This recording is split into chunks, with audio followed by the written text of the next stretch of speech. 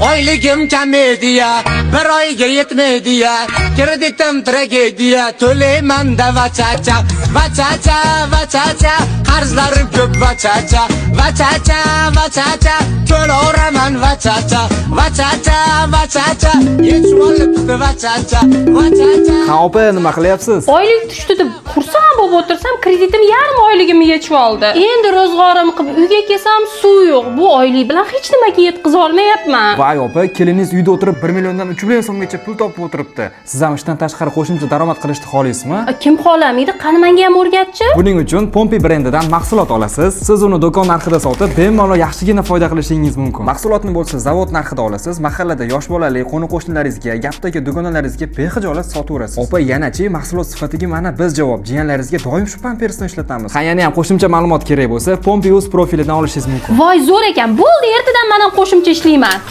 Ana Svetda ham puli tugadi. Oylikdan oylikgacha amallab yeta oladiganlar. Shu yerdamisizlar? I love it.